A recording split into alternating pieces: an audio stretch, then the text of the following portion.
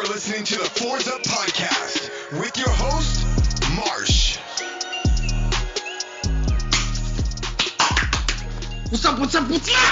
What up, Canes fans? It is the Fours Up Podcast. It is Monday, August 17th, and let me find my Google real quick. We are 24 days away from Canes football. Yep, 24 days. 24 days. Jordan Nelson, my producer and wonderful co-host. What's up, man? How are we feeling? I'm so excited for football, man. Yeah. The Jazz played in the playoffs this morning, and it was horrible. Donovan Mitchell had 57 points, and we still got crushed because we started a guy named Juwan Morgan, who no one's ever heard of. And it's football time, man. I saw at the end of the third quarter, or in the third quarter, the Jazz were up by 4. What happened? Well, they had been down pretty much the whole game, and then Mitchell just got red hot, like so red hot. And then they pushed their way back. They ended up going to overtime, and dude, the Nuggets outscored them 20-10 in overtime. So, yeah, it was bad. Essentially, what that game was is Donovan Mitchell had an incredible game, and the Jazz roster is just completely depleted. They don't have Mike Conley. They don't have Bojan Bogdanovic. They don't have, Ed Davis. They're playing Tony Bradley a whole bunch of minutes, and if he's an NBA player, like me and you should go to tryouts next year because I seriously think we're about as good as he is.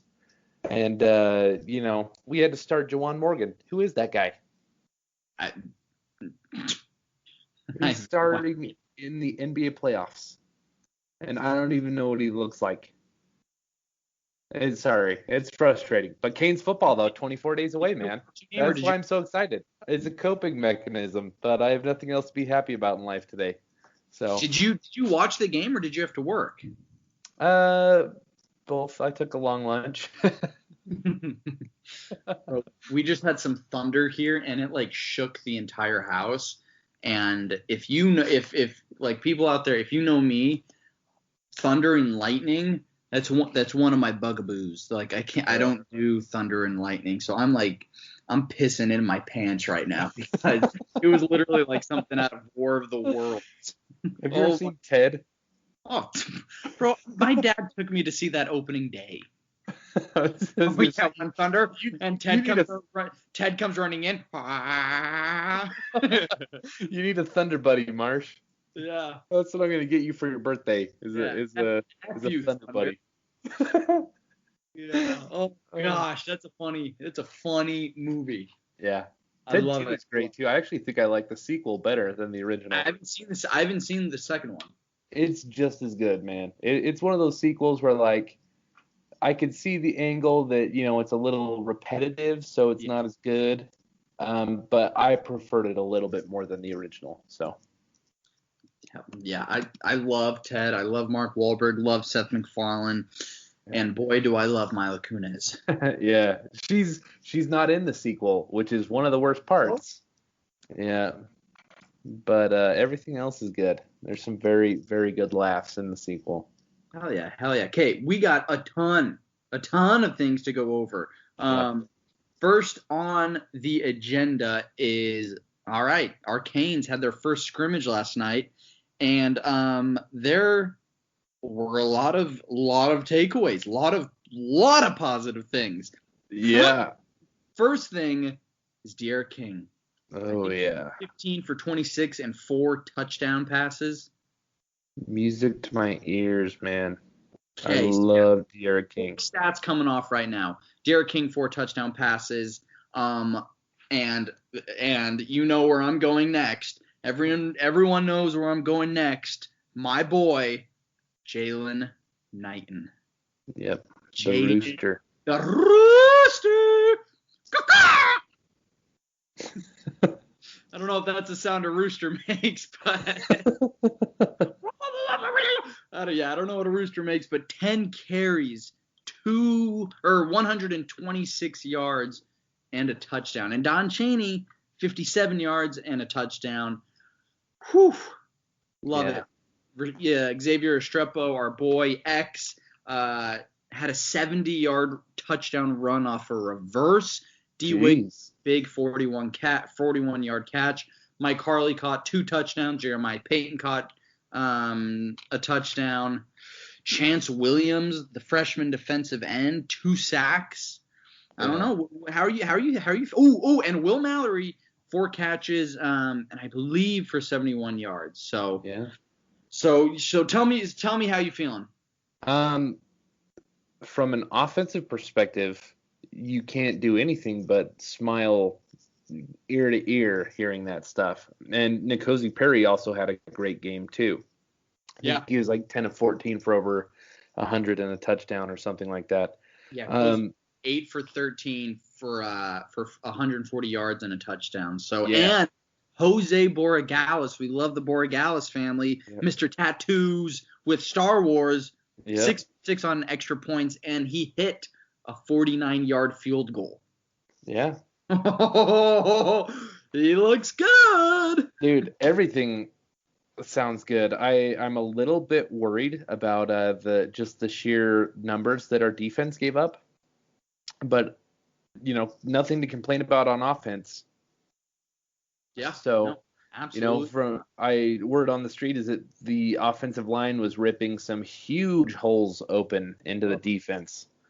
So, in terms of, running lanes for our young freshman running backs. So there's not a lot to complain about there, man. We complained last offseason that the defense was manhandling the offense, and I just don't want this to turn into that again, right? Because that ultimately became our reality, was that our defense was good and our offense was horrible. Do you get where I'm going with this? Mm-hmm. Yeah, absolutely. Yeah, I know. It's just good to see some actual stats and know that the offense is actually producing against what we expect to be a pretty good defense. Gervin Hall led the team in tackles last night. I believe he had 7 tackles. Corey Flagg, freshman linebacker, had a sack and 4 tackles. He's a freshman out of Texas. Love that guy. And then Sam Brooks, 5 tackles and a sack. So yeah, that's good. That's good. That's good. It's lots of good news. And also another note at the linebacker is that Bradley Jennings and Wayman Steed both played very well. So that's good. I love to hear it. Love to see that, because obviously linebacker is a questionable position, but we got guys stepping up. I know that Cam Harris did not participate. He was mourning the loss of a high school coach, and then Brevin Jordan also did not play. He's still working back from an injury, but other than that, man, I really, really like what I saw. We talked to Brevin the other night, the media did, and oh man, I think that was the night that we recorded our last podcast, and boy, he had me ready to run through a wall. I love it, dude. So can I say just one takeaway about the De'Aaron King stat line? I am much happier with a 4 passing touchdown line than a 1 passing touchdown, 3 rushing touchdown line. And that's because I'm very, very confident in his legs already. Mm-hmm. So to see that he was cutting up our defense with his arm, that makes me very happy. 100%. 100%. And so the next little piece of nugget is that our boy, Jake Garcia, he's trending a little bit. There's a lot of smoke, man. There's a lot of smoke. And so the other day, I believe it was Saturday, a USF writer on 247, kind of weird, updated Garcia's flip status or flip possibility. Was it like an 8? Yes, it was an 8. Yeah, and to Miami. So yeah. And he's the guy. So he explained on the 247 message board. His explanation was that his source is the same person that originally said that Garcia would transfer to Valdosta, Georgia, and that came so far out of left field. Yeah. That you would have to think that this source at least has some legitimacy. Well, and Because also a lot of who in the people. world is like, oh, this kid from LA he's moving across the country to play for a random city in Georgia high school football? Like that's crazy. Yeah, I know Garcia has family in Atlanta, and then a lot of people are saying, they're like, because I was talking about it on Saturday, because I had some plans Saturday night, and this happened like right before, and so like I'm walking around, I think I'm gonna have a heart attack. Like I was literally trying to stay so calm, and because we've been waiting just for something, like just like some piece of info, and this was enough to like set off the hashtag again. I have said I've retired from hashtags, but I will not lie. I'm tempted. I'm tempted to get it back going. And you know what I love the most is that our commits in the 2021 class are all for it. Oh yeah, yeah. Was that Romello Brinson that was tweeting at Jake Garcia quite a bit today? Mm-hmm. And then, we've had Khalil Brantley in the past. People. Oh, James Williams got in on it.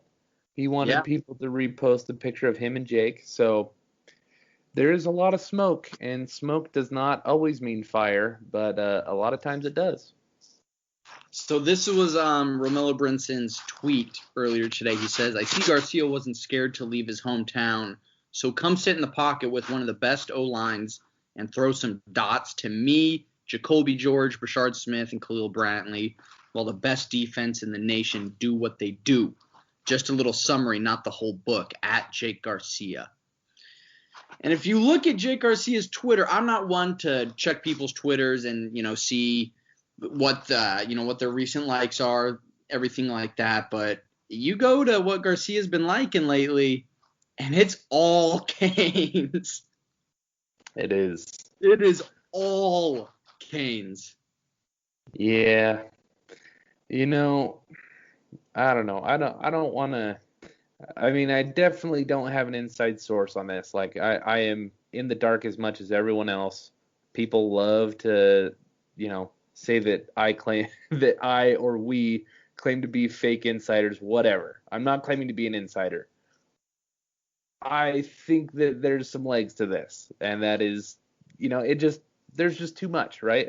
I think it'll happen. I'm hoping it happens because I'm a fan. I'm a fanatic, Marsh. I live for this shit, man. I live for it, man. It's my thing. But exactly. I was talking about it earlier that, bro, I just feel that Jake wants to be down here. Like, I got that feeling that all these Miami kids, they love him. And just the way, and I was talking to someone who is close to the situation. We were talking the other day, and apparently, like, Tennessee is trying pretty hard to flip him too. And we were just talking. I'm like, bro, like, look at Tennessee's situation. Like, does Jake have that kind of relationship with any of the Tennessee commits or any of the Tennessee fans? Or, I mean, like, the answer is hell no. Like, look at, like, just the love for Jake on this Canes social media. Like, he comes to Miami, and that dude is the prince of South Florida. He is the prince.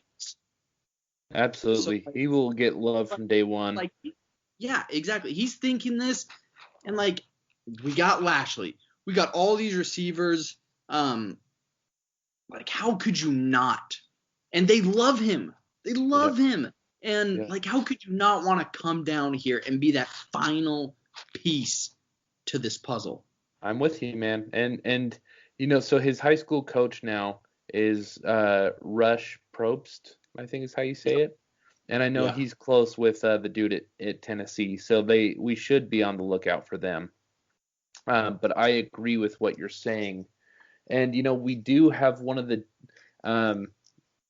so our line might not be great this next season, but the young guys, the guys coming in, the guys already on campus, we are very deep and very, very talented with our underclassmen on the offensive line. So we should have a very, very good offensive line in 3 years. Or even just, like, look at next year, like 2020. You got Gaynor, you got Scaife, both